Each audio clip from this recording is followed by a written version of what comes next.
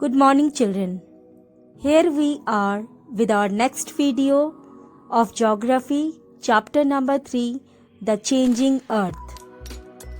For thousands of years, people believed that the continents were fixed in their position. The distribution of land and water, however, has not always been the same on the Earth's surface as it is today. In 1912, Alfred Wegener, a German meteorologist, made an attempt to explain the present-day distribution of continents and oceans. He proposed that millions of years ago, all land masses were joined together into a supercontinent called the Pangaea. He suggested that the Pangaea broke and there was a horizontal displacement of continent. This is called Wegener's theory of continental drift. Wegener's theory was improved upon by adding the idea of sea floor spreading. This new concept is called plate tectonics. It says that the Earth's crust consists of plates known as lithospheric or tectonic plates. There are 6 major and 20 minor plates, all of which float independently. The rate of movement of the plate is extremely slow, about a few millimeters. The movement of the lithospheric plates causes various changes on the surface of the Earth. The different type of movements of the plates are due to the various forces acting on it. On the basis of their source of origin, these forces are divided into 2 broad categories. The forces which originate from within the earth are called endogenic forces, and the forces which originate on the surface of the earth are called exogenic forces. The endogenic forces can produce sudden or slow movements or both. These forces also called horizontal and vertical movements. Now let us discuss about 2 examples of endogenic forces. The first example, volcanoes. In the past, a volcano was known as the mountain of fire. Actually, it is not a mountain.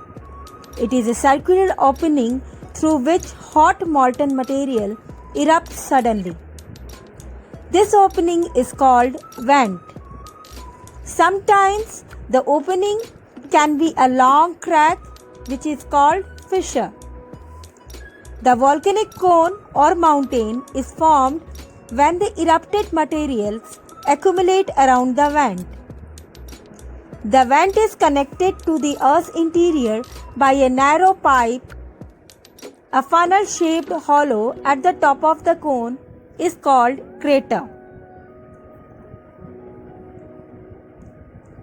Thus, a volcano is an opening or rupture in a planet's surface or crust which allows hot molten rock, ash, and gases to come out.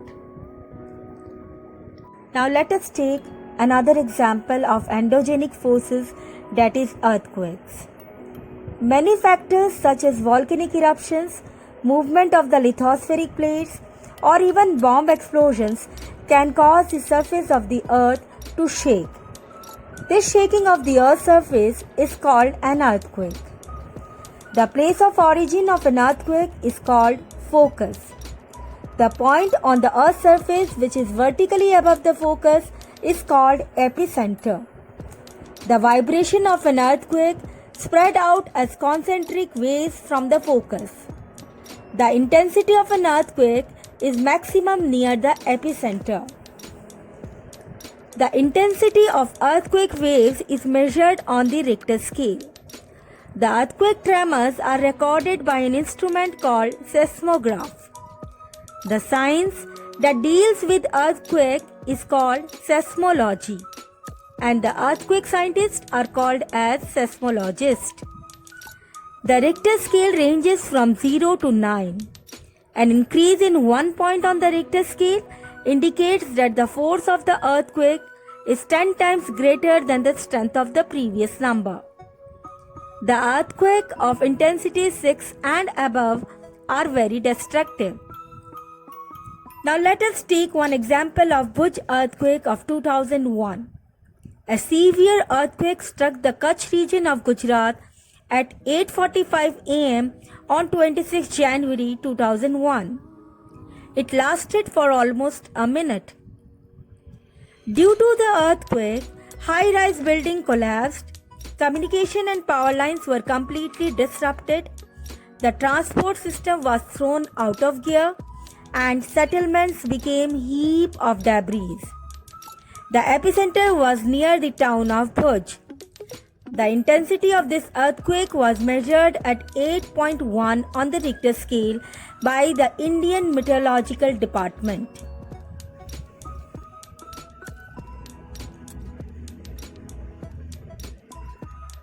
Okay children, now let us revise what we have done today.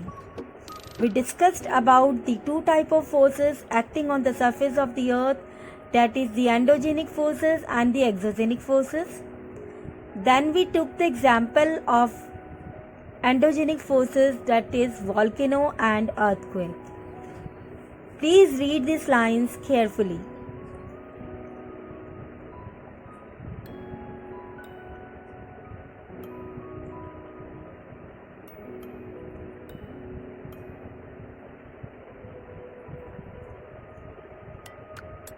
We will discuss about the exogenic forces in our next video. So, let us practice what we have done today.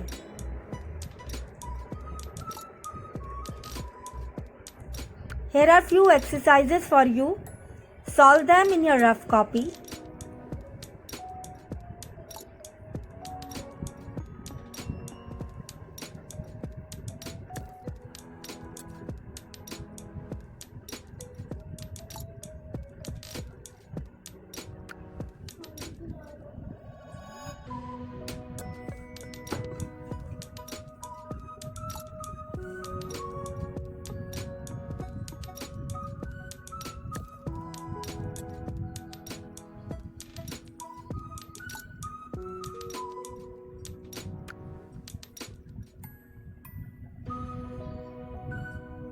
Okay, goodbye children. Thank you so much.